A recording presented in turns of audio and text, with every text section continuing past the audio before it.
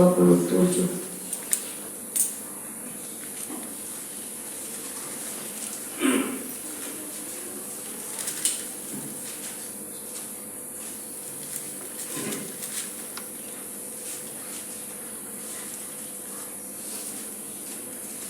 Injil Lukas pasal 13 ayat 27. Kita akan baca bersama-sama hanya satu ayat saja.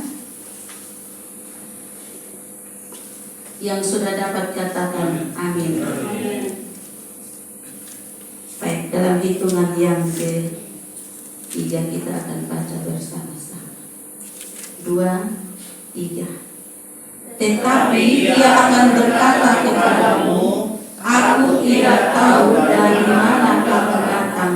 Enyahlah dari hadapanku, hai kamu sekalian yang melakukan kejahatan. Kita ulang sekali lagi 2, 3. Tetapi dia akan berkata kepadamu, aku tidak tahu dari mana kamu datang.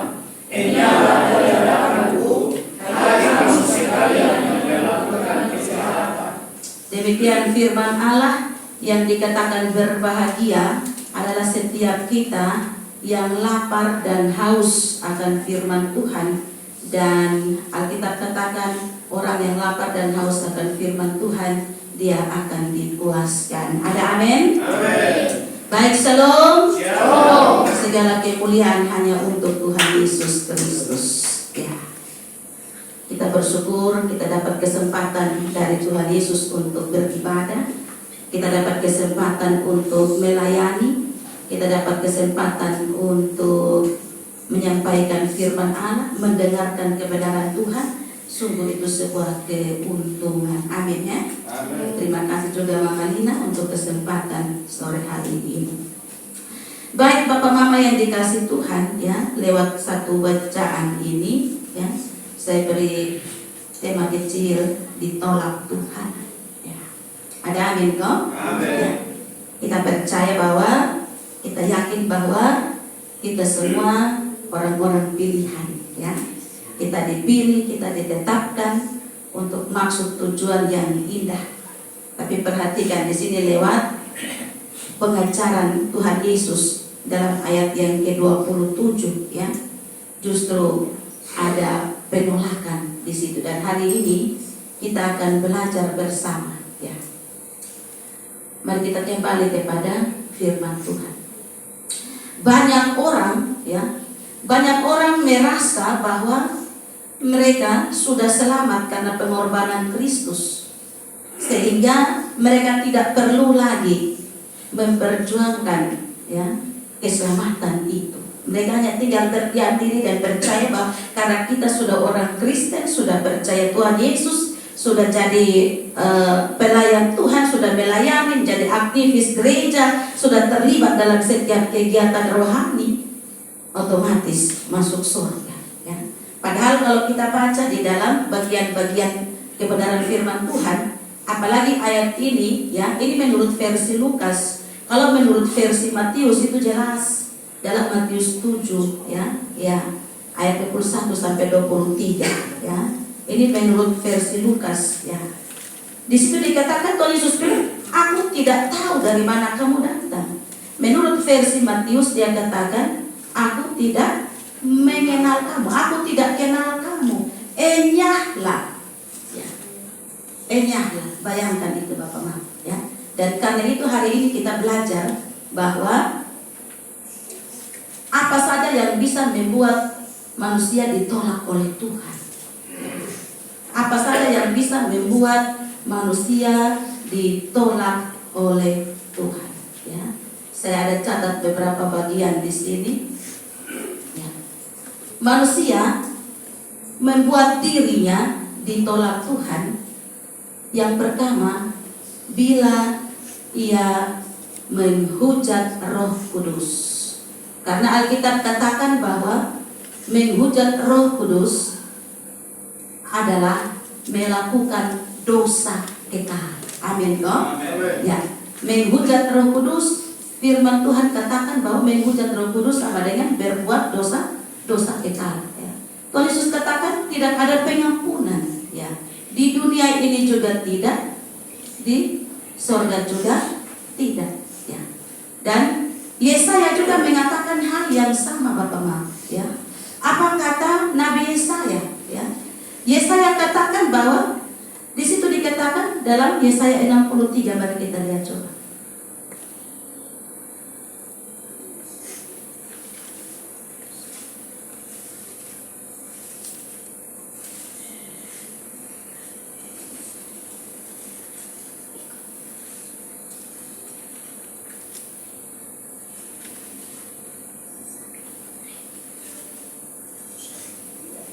Iya.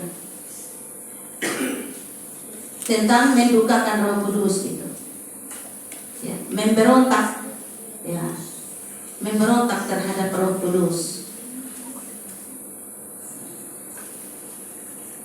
Ada yang sudah temukan?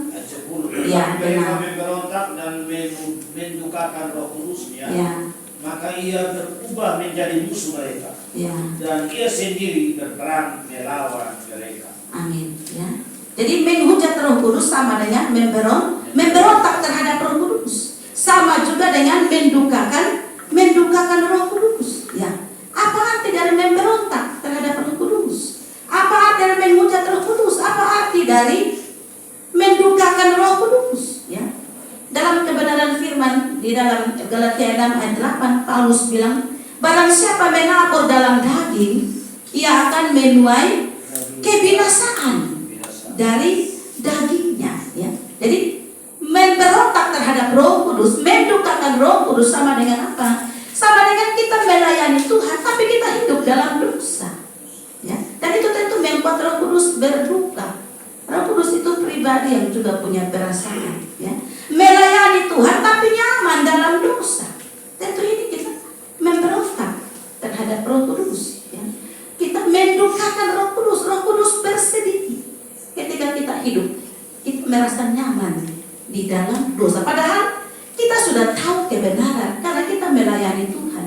Kita sudah tahu firman Tuhan karena setiap hari bergaul dengan firman. Setiap hari omong firman, setiap hari baca firman, setiap hari dengar firman. Ya. Di semua persekutuan doa kita hadir, di ibadat-ibadat kita ada. Berarti kita sudah tahu firman, kita tahu kebenaran. Tapi ketika kita memilih untuk tetap nyaman di dalam dosa, bukankah kita memberontak kepada Roh Kudus? Bukankah itu sama dengan kita mendukakan Roh Kudus, menghujat Roh Kudus? Karena apa? Roh Kudus itu Allah yang kudus, ya. Dan Roh Kudus menginginkan kita semua syaratnya, ya. Alkitab bilang kuduslah kamu karena aku kudus. Jadi kekudusan tidak bisa ditawar-menawar, tidak bisa kompromi dengan yang namanya dosa. Tuhan minta kita kudus. Dan karena itu selama hidup ini kita belajar, kita berjuang untuk hidup kudus. Ya. Banyak orang yang beribadah tetapi tidak mau bertobat. Ya. Dia rajin beribadah tapi tidak mau bertobat, tidak hidup dalam pertobatan. Bukankah ini juga sama dengan kita mendukakan Roh Kudus, menghujat, memberontak kepada Roh Kudus? Ya. Ada banyak contoh-contoh lagi di sekitar kita. Ya. Ada banyak juga orang yang menjadikan pelayanan sebagai ladang bisnis. Ya. Mereka menjadikan mimbar juga sebagai ladang bisnis. Ya. Ada banyak kenyataan-kenyataan yang terjadi, Bapak-Bapak. Ya. Ada banyak barang-barang inventaris juga yang diputihkan. Ternyata bukan hanya inventaris di kantor saja yang mengalami pemutihan. Di gereja juga ada pemutihan itu. Ya, biasa kalau kita masuk ke satu tempat yang baru, kita coba-coba periksa buku kas, buku inventaris, babi gereja dong sudah jelas ada di mana. Ya, sapi gereja juga tidak jelas ada di mana, begitu. Ya. Hanya sidang ini angkat baru terus, beli baru terus, gorden, pohon Natal ganti baru, tapi yang lama tidak nampak lagi, ya, tidak ada transparan juga, ya. Itu yang namanya kita jadikan pelayanan ini ladang bisnis juga, ya. Setiap pergantian KMJ, kas nihil terus, ya. Dong berpikir bahwa bagian kita yang lama kita kasih habis, nanti orang baru datang dia mukul cari baru. Nah, ini bahaya. Ya. Banyak orang juga yang terlibat dalam pekerjaan Tuhan, ya. Ya, kerja pembangunan gereja kita belum selesai, rumah pribadi yang selesai duluan. Nah, ini cuma bahaya ini, ya. Kita mengecewakan Tuhan, ya. Kita mendukakan hati Tuhan, kita berhutang, ya, kepada Tuhan. Karena tepat firman Tuhan bilang apa dalam Filipi 3 ayat 19, bilang Tuhan mereka ialah berut mereka, ya. Jadi dalam bagian yang pertama, manusia bisa membuat dirinya ditolak Tuhan, ya, bila dia memberontak kepada Roh Kudus, bila dia mendukakan Roh Kudus, bila dia menghujat Roh Kudus. Karena kata Tuhan Yesus, ya, itu sama dengan dosa kekal itu, ya, membuat dosa kekal, ya. Yang berikut lagi Papa Mama, bagian yang kedua, Alkitab menuliskan dengan tegas bahwa manusia bisa membuat dirinya ditolak Tuhan bila lebih suka pada duniawi, perkara-perkara duniawi daripada perkara-perkara surgawi, sehingga dia menjadikan dirinya musuh Allah. Ingat bahwa tidak ada musuh Allah yang bisa masuk surga. Amin toh? Kita menjadikan diri kita musuh Allah, bagaimana kita mau yakin mau masuk surga? Tidak ada musuh Allah. Yakobus 4 ayat 4 berkata, hai kamu orang-orang yang tidak setia, tidakkah kamu tahu bahwa persahabatan dengan dunia adalah permusuhan dengan Allah? Jadi barang siapa hendak menjadi sahabat dunia ini, ia menjadikan dirinya apa? Musuh Allah, ya. Menjadi sahabat dunia artinya apa? Menjadi serupa dengan dunia, ya. Menjadi sama dengan orang-orang dunia. Kita meniru gaya hidup orang-orang dunia, ya. Gaya hidup orang dunia itu apa saja? Balas jahat dengan jahat, ya. Benci, dendam, akar pahit, ya. Sumpah serapah, kutuk orang, itu gaya orang dunia begitu, ya. Gaya hidup orang dunia itu apa saja? Tidak jujur dalam bisnis, itu gaya orang dunia begitu, ya. Dagang juga tipu-tipu timbangan, itu gaya hidup orang dunia, ya. Tapi kita anak Tuhan, ya. Bagaimana dengan hidup kita, ya? Ketika kita berusaha bekerja dengan contoh berdagang atau berbisnis, ya, kira-kira pola apa yang kita pakai? Pola firman Tuhan atau kita pakai pola gaya hidup dunia, ya? Karena dunia itu berpikir yang penting cepat untung, ya. Sehingga biar jual daging 1 kilo juga 100.000, tapi kita pulang sampai rumah ukur hanya 8 ons, ya. Itu gaya hidup orang dunia begitu, ya. Atau mereka main alas belek, jual-jual lombok alas belek, ya. Atau jual ikan, kadang ikan melek taruh di bawah, ikan segar di atas, ya. Ya. Ada barang yang sudah kadaluarsa juga mereka hapus dia punya tanggal kadaluarsa, dijual kembali, ya. Orang dunia punya gaya begitu, ya. Kurangi.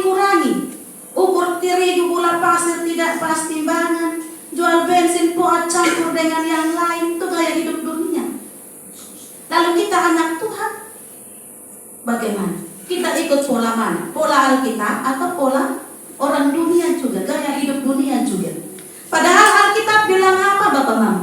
Dalam Ulangan 25 ayat 15 dikatakan, haruslah ada padamu batu timbangan yang utuh dan tepat. Haruslah ada padamu Eva yang utuh dan tepat, supaya lanjut umurmu di tanah yang diberikan kepadamu oleh Tuhan Allahmu. Dalam bagian ini Tuhan Allah tegaskan, ya, bahwa ketika kita hidup jujur dalam bisnis, dalam dagang, ya, berdampak pada apa? Umur panjang. Amin toh? Ya, ini firman Tuhan, ya. Tapi kadang-kadang bagaimana dengan pedagang-pedagang Kristen, ya? Kalau yang berdagang, yang berbisnis bukan pedagang Kristen, ya, kita maklumi karena mereka sudah punya gaya hidup dunia, pola dunia yang mereka pakai. Tapi dengan anak Tuhan, dengan orang Kristen, ya, orang Kristen yang setiap hari beribadah, ya, hari Minggu ada di gereja, mengaku dosa habis, terima berita anugerah, dengar firman Allah, mengaku iman percaya, bawa persembahan, mendoakan dia dalam doa syafaat, pulang terima berkat Tuhan, Senin sampai Sabtu dia buat lagi. Begitu. Ya. Ini pola hidup dunia. Amsal 11 ayat 1 bilang apa? Neraca serong adalah kekejian bagi Tuhan, tetapi ia berkenaan akan batu timbangan yang tepat. Ada amin ya? Ya. Memang sekarang cari orang jujur ini sudah langka Bapak Ma. Ya. Dalam hal apapun, cari orang jujur ini seperti satu di antara sejuta, bukan 1000 lagi. Ya. Satu di antara sejuta. Ya. Penjahit juga dia makan kain, dia tipu, ya kan? Ya.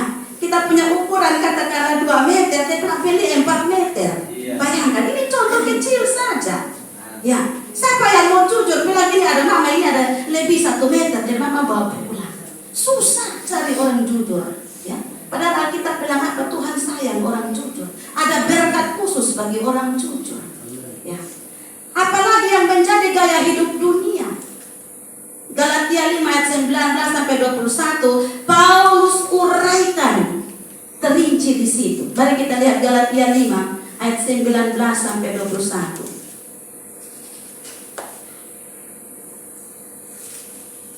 Galatia 5 ayat 19 sampai 21. Ini gaya hidup dunia. Sudah dapat? Ya, 19, perbuatan daging telah nyata, yaitu apa? Percabulan. Percabulan bicara tentang apa? Tentang porno-porno itu, gambar porno, video porno. Ya, masih banyak anak Tuhan, orang Kristen yang masih suka itu. Apalagi sekarang, ya, kita pegang HP ini, tiba-tiba iklan muncul lewat, ya, iklan lewat di depan kita, ya, ya, hati bagaruk sudah. Mau close atau klik.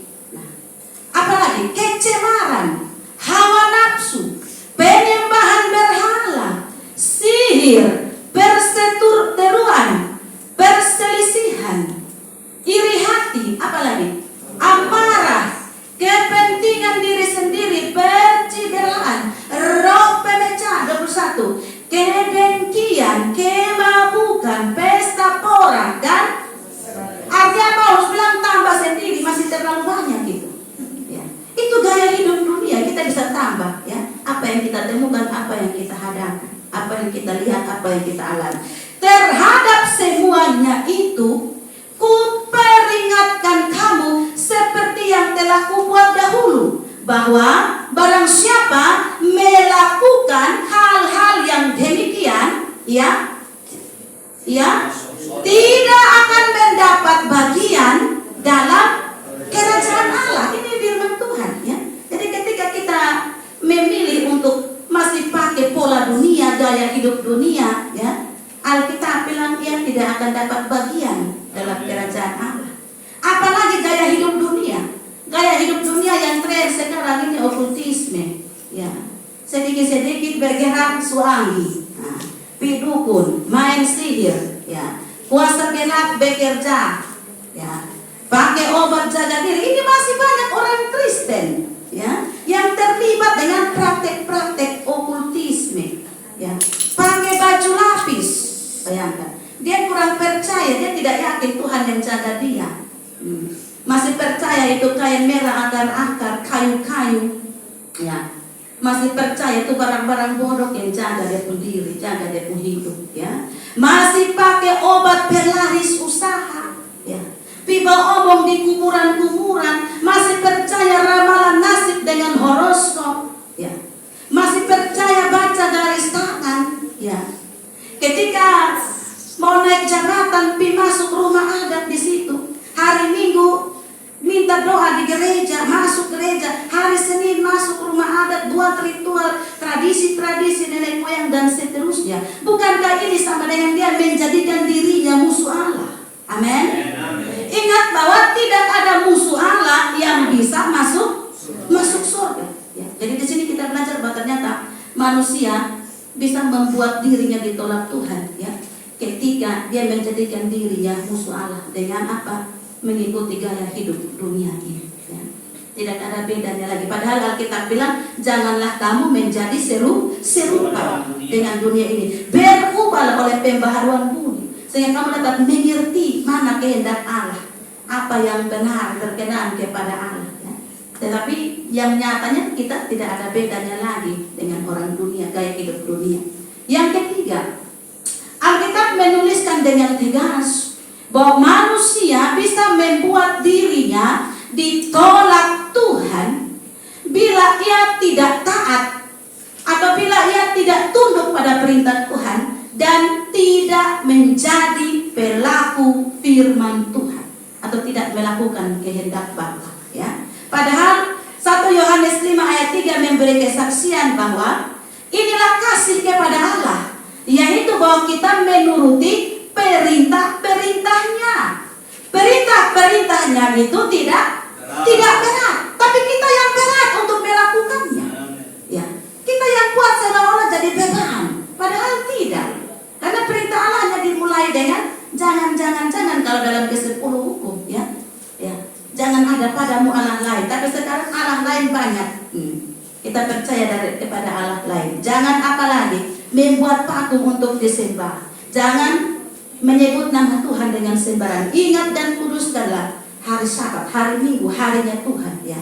Tuhan bilang ingat dan kuduskan. Tapi kadang-kadang banyak orang Kristen yang pura-pura tidak ingat itu, ya. Entah dia amnesia atau apa. Dengar bunyi lonceng gereja, ya. Lewat di depan gereja, gas jalan pipa datang, tapi seperti tidak ada urat malu begitu dengan Tuhan, ya. Mati rasa kok dengan Tuhan. Nah, itu yang kita bilang perintah-perintah Tuhan itu tidak berat, ya. Ya, versi Lukas mengatakan dalam tadi Matius 7 ayat 21 dan 22 dan 23. Versi Matius katakan, bukan setiap orang yang berseru kepadaku apa? Tuhan, Tuhan. Artinya ini mulut orang yang sudah kenal Tuhan ini, ya, bukan orang yang di luar Tuhan. Ini orang Kristen, orang yang sudah percaya Tuhan Yesus ini, sehingga dia bisa berseru Tuhan, Tuhan. Bukan orang yang berseru Tuhan, Tuhan akan masuk ke dalam kerajaan surga, melainkan siapa? Dia yang melakukan apa? Kehendak Bapakku yang di surga. Dan perhatikan ayat 22 itu. Pada hari terakhir, banyak orang akan berseru kepadaku, Tuhan, Tuhan, bukankah kami bernubuat demi namamu, ya. Jadi ini bukan orang Kristen kebanyakan, bukan orang Kristen awam, bukan jemaat awam, tapi orang yang sudah melayani Tuhan nih, sehingga dia bisa bernubuat, iya kan? Ya, orang yang bisa bernubuat dia sudah mengenal Tuhan, sudah menyalami Tuhan, ya. Bernubuat berarti bicara dengan Tuhan, Tuhan bicara dengan dia, mata rohani, telinga rohani, begitu. Dia dapat visi misi dari Tuhan, Tuhan bicara. Ini luar biasa. Ini bukan orang-orang awam, Bapak, bukan jemaat kebanyakan atau jemaat umum, ya. Apalagi sudah dikatakan dan mengusir setan demi namamu dan mengadakan banyak mujizat demi namamu juga. Ini bicara tentang siapa? Orang-orang yang diberi kasih karunia ini, ya. Karena bisa buat mujizat itu. Itu yang tadi saya bilang, bukan orang awam, tapi orang-orang yang betul-betul sudah terlibat dalam pelayanan, ya. Ini orang-orang hebat ini, ya. Ini kalau disamakan dengan dunia kedokteran, bukan dokter ini dokter spesialis dong ini. Nah, dokter spesialis ini, ya. Tapi perhatikan di sini, ya. Dalam ayat 23, pada waktu itulah aku akan berterus terang kepada mereka dan berkata apa? Aku tidak pernah mengenal kamu. Enyahlah daripadaku, kamu sekalian pembuat kejahatan. Waduh, ini kalimat ini ngeri, Bapak Mama, ya. Ini diusir kasar, ini bukan diusir halus, ya. Ini diusir kasar. Tiap hari berteriak omong nama Tuhan ini, ya. Tiap hari kita berdoa, berseru, melayani, beritakan nama Tuhan, ya. Sampai tidak ada waktu lagi mungkin untuk yang lain, karena terlibat, aktif terus, setia terus, di mana-mana kita hadir, ya. Pelayanan luar biasa, jam terbang tingkat tinggi. Tapi perhatikan, itu pun ditolak di pintu surga, ditolak Tuhan, ya. Bahkan Tuhan Yesus bilang, aku tidak pernah mengenal kamu, ya. Enyahlah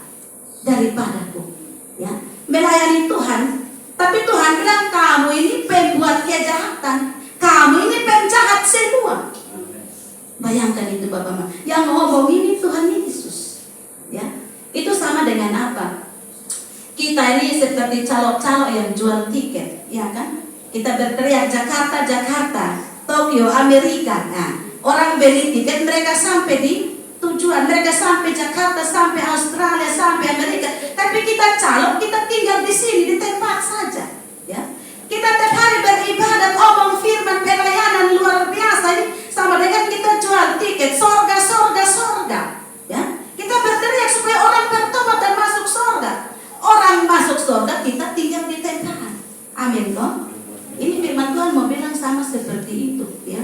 Apalagi Ibrani 4 ayat 6 berkata, jadi sudah jelas bahwa ada sejumlah orang akan masuk ke tempat perhentian itu, sedangkan mereka yang kepadanya lebih dahulu diberitakan kabar kesukaan itu tidak masuk karena ketidaktaatan mereka, ya.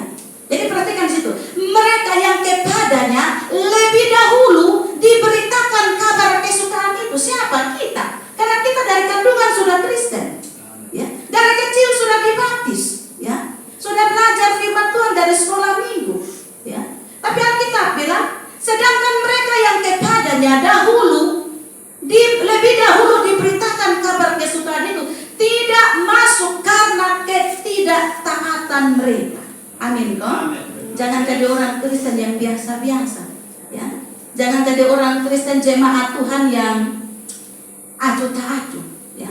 Yang santai-santai saja, sekarang sudah tidak zaman lagi jadi orang Kristen yang biasa-biasa. Kita harus berlomba, kita harus berjuang. Karena Yohanes 3 ayat 36 berkata, barang siapa percaya kepada anak, yaitu Tuhan Yesus, ia beroleh hidup yang kekal. Tetapi barang siapa tidak taat kepada anak, ia tidak akan melihat hidup, melainkan murka Allah tetap ada di atasnya, ya. Jadi dalam bagian yang ketiga ini, ya, manusia bisa membuat dirinya ditolak Tuhan bila dia tidak taat pada firman Allah, bila dia tidak tunduk pada perintah Tuhan, bila dia tidak menjadi pelaku firman Tuhan. Yang keempat, Alkitab menuliskan dengan tegas bahwa manusia bisa membuat dirinya ditolak Tuhan bila dia tidak menggunakan talenta dari Tuhan dengan benar. Amin. Ya. Matius 25, kita lihat pada ayat 26 dan ayat 30. Matius 25 ayat 26 dan 30. Kita lihat ayat 26. 2, 3. Maka jawab tuannya itu, hai kamu hamba yang jahat dan malas. Jadi kamu sudah tahu bahwa aku menuai di tempat di mana aku tidak menabur dan memungut dari tempat di mana aku tidak menanam. 30. Dan campakkanlah hamba yang tidak berguna itu ke dalam kegelapan yang paling gelap. Di sanalah akan terdapat apa? Ratap dan kertak gigi, ya. Jadi bagian ini mau mengatakan kepada kita, mengajarkan kita bahwa ketika kita tidak menggunakan talenta dari Tuhan dengan benar, kita adalah hamba yang jahat dan malas. Amin. Amin. Bahkan Alkitab bilang dalam ayat yang ke-30, kita hamba yang tidak berguna. Amin, kok? Amin. Ya. Talenta berbicara tentang kasih karunia, ya, ataupun kemampuan, bakat, ya, yang Tuhan pinjamkan karena Tuhan percayakan. Amin, ya. Amin. Tuhan percayakan masing-masing orang sesuai dengan kesanggupannya, ya. Dalam Matius 25 itu ada yang dikasih 5, ada yang 2, ada yang 1, ya. Bapak Mama, ketika, ya, seorang hamba, ya, atau seorang budak, ya, dia bekerja pada sang tuan atau sang majikan, ya, bagaimana seorang tuan atau majikan masih percaya kepada hambanya, ya, percaya Bapak-Bapak? Hamba Tuhan majikan, dia percaya kepada hambanya kira-kira dalam hal apa? Dalam hal kasih pekerjaan, ya. Contoh misalnya saya kerja pada seseorang, ya. Saya jadi hamba atau jadi pembantu kepada seseorang, ya. Lalu ketika saya mau kerja, dia bilang jangan, tidak usah kerja. Saya mau potong sayur, dia ambil, ya, biar saya yang kerja, atau dia kasih orang lain kerja. Saya mau angkat sapu, angkat alat pel, mau menyimpan rumah, bersihkan rumah, dia bilang tidak usah kerja, ya. Saya mau sapu di halaman juga, dia bilang tidak usah kerja. Saya mau raba ini, raba itu, dia bilang tidak usah kerja. Kira-kira bagaimana perasaan kalau kita yang menghadapi itu? Bagaimana perasaan kita? Kita bekerja pada orang, tapi kita mau raba kerja, dia tidak kasih kita kesempatan kerja. Kira-kira kita nyaman atau tidak? Bisa tidur semu, bisa berani sendok makan, ya. Tuan rumah tidak kasih kita kerja, berani peraba makan minum. Kita ketakutan, tidak nyaman, tidur tidak semu, ya. Semua serba salah habis. Dalam hati mereka salah apa?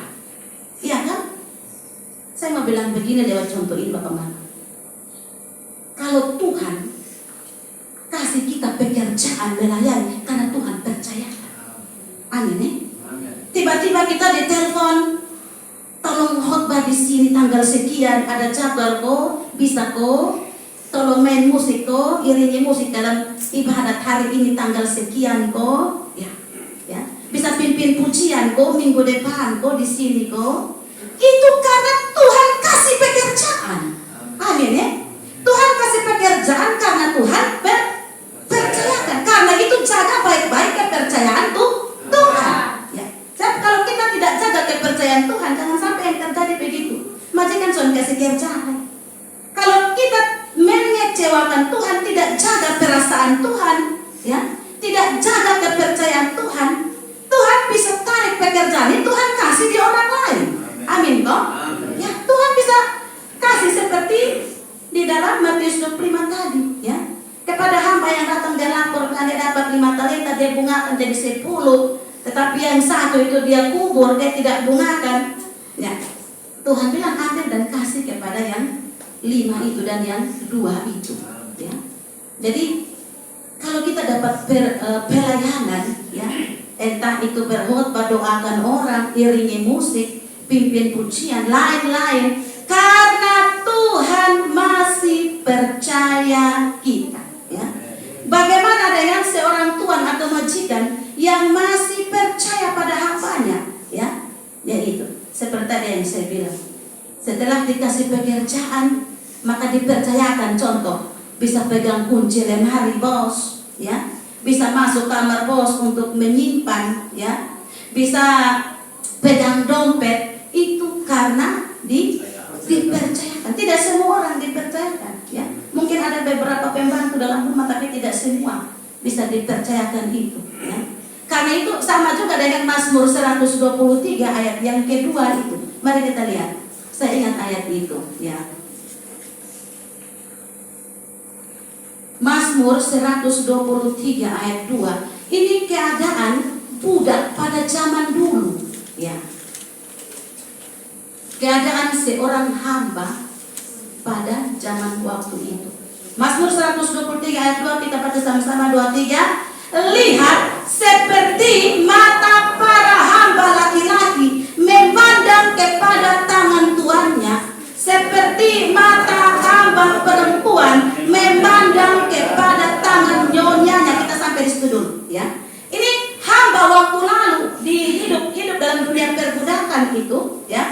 Mereka itu siap sedia sehingga mereka akan berdiri tegak menantikan, menunggu kapan sang tuan angkat tangan. Itu dia sudah tahu, oh ini isyaratnya ini, ya. Dia angkat tangan di sini berarti di sana. Dia angkat tangan buat begini, dia sudah tahu, dia sudah bisa baca isyarat. Jadi hamba itu dia punya mata hanya tertuju, fokus, perhatikan pada tangan sang tuan.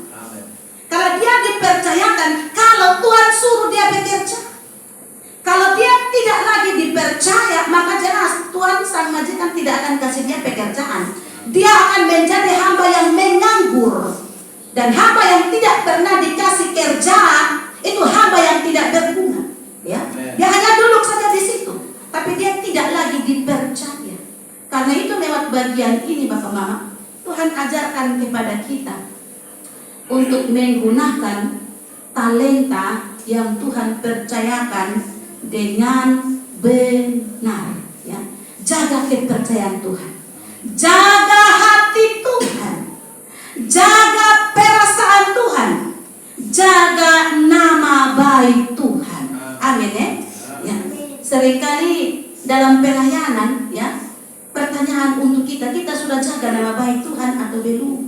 Jangan sampai oleh pelayanan kita, gaya kita, karakter kita, kebiasaan buruk kita, nama Tuhan dipermalukan. Nama Tuhan bukan dipermuliakan, tapi dipermalukan. Ya. Jadi kalau Tuhan masih percayakan kasih pekerjaan, kerja dengan rajin, kerja dengan semangat, kerja dengan tulus, kerja dengan ikhlas, kerja dengan jujur, sungguh-sungguh takut Tuhan. Ya. Dan Alkitab bilang apa? Bagaimana dengan nasib hamba yang jahat dan malas, atau hamba yang sia-siakan kepercayaan Tuhan itu? Tidak dikasih kerja tapi tidak mau kerja. Ya. Ayat 28 dari Matius 25. Matius 25 ayat 28 berkata, sebab itu ambillah talenta itu daripadanya dan berikanlah kepada orang yang mempunyai 10 talenta. Amin. Ya. Jadi kalau Tuhan suka kasih kepercayaan, jaga baik-baik kepercayaan Tuhan. Kenapa? Sebab kadang-kadang yang terjadi justru orang yang dipercaya itu yang cepat diusir atau ditolak. Karena apa? Bos Tuhan kasih percaya, rasa diri hebat, bisa pegang kunci lemari, bisa pegang dompet, bisa masuk kamar bos, mulai ada niat hati untuk membongkar, untuk periksa. Ya, lihat lalu mata kepingin untuk curi, untuk ambil, lalu kedapatan berarti ditolak, diusir. Lewat bagian ini yang Tuhan ajarkan kepada kita adalah jaga kepercayaan Tuhan, karena kepercayaan Tuhan itu mahal. Dan yang terakhir, yang kelima, Alkitab menuliskan dengan tegas bahwa manusia bisa membuat dirinya ditolak Tuhan bila tidak mau mengampuni orang lain, sehingga sama dengan dosa membunuh, dan pembunuh tidak bisa masuk surga. 1 Yohanes 3:15, setiap orang yang membenci saudaranya adalah seorang pembunuh manusia. Dan kamu tahu bahwa tidak ada seorang pembunuh yang tetap memiliki hidup yang kekal di dalam dirinya. Amin kok? Amin. Pernah lihat hamba Tuhan dong kalau marah? Pernah lihat? Hamba Tuhan dong kalau bakalai ngeri sedap itu begitu. Ya. Ya. Pada saat mana lihat hamba Tuhan dong kalau bakalai? Lihat itu di persidangan jemaat, lihat di persidangan majelis jemaat, lihat di persidangan klasis, lihat persidangan sinode. Itu yang pegang Alkitab dong, yang pakai toga dong.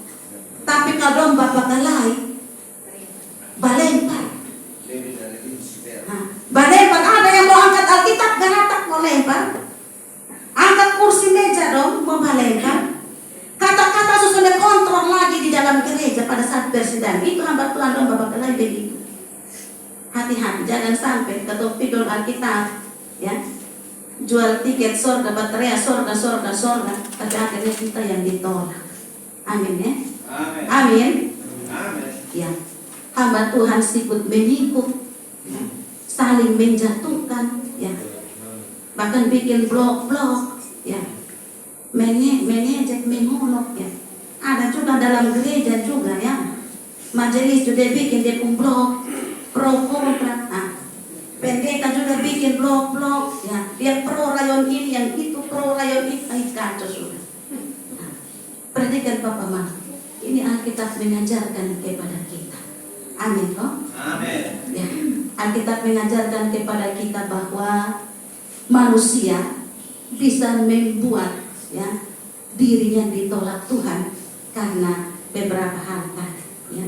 Yang pertama menghujat atau mendukakan Roh Kudus ya, memberontak terhadap Roh Kudus. Yang kedua, bila kita bersahabat dengan dunia, menjadi sahabat dunia dengan gaya hidup dunia, kita menjadikan diri kita musuh Allah.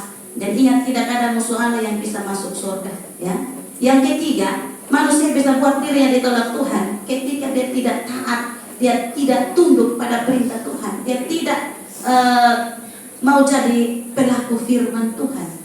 Dan yang keempat, bila mana manusia membuat dirinya ditolak Tuhan, bila tidak menggunakan talenta dari Tuhan dengan benar. Karena kita bilang dia dicampakkan dalam neraka itu, kegelapan yang paling gelap. Dan yang kelima, yaitu bila tidak mau mengampuni orang lain ya. Hamba Tuhan sudah mengalami marah pada dendam, sudah ngomong ya. Ada yang bakat tumbuh tiba-tiba di satu PD juga. Udah mulai basili, duduk badai kan mulai basili dan seterusnya. Perhatikan Bapak Mak ya. Jadi firman Tuhan ini luar biasa, mengingatkan kita semua, mengajarkan kita, menegur kita ya. Hidup kita ini sudah tidak lama lagi Bapak Mak. Mau cari apa lagi di dunia ini ya? Cari kesenangan Tuhan saja, cari perkenanan Tuhan saja, itu yang penting ya. Karena itu apa yang harus kita buat, apa yang harus kita lakukan ya. Bagi kita yang sudah menerima tiket keselamatan ya. Yang pertama, hidup dalam pertobat, beribadah dalam pertobatan, melayani dalam pertobatan. Yang kedua, mau hidup dipimpin Roh Kudus, mau diperbaharui Roh Kudus setiap hari ya. Dan yang ketiga, melakukan firman Tuhan, hidup dalam kekudusan ya. Hanya ini yang bisa menolong kita ya. Hanya ini yang bisa kita buat Bapak-Bapak. Bagi kita yang sudah percaya dan terima tiket keselamatan, hidup ini adalah perjuangan. Setiap hari kita berjuang untuk menjadi pelaku firman Tuhan. Sebab Alkitab bilang bukan orang yang berseru Tuhan, Tuhan yang masuk surga, tapi dia yang mau melakukan kehendak Bapa. Ya, kehendak Bapa itu apa? Ada dalam Alkitab. Setiap hari kita baca, renungkan siang malam perkataan, belajar, tunduk, taat dan lakukan. Kita butuh Roh Kudus untuk itu, ya. Dan itu Roh Kudus diutus, dikirim menjadi Roh penolong, ya, Roh penghibur, Roh Kudus yang bisa memampukan kita. Dan karena itu lewat kebenaran firman Tuhan, mari kita beri diri kita beri hidup kita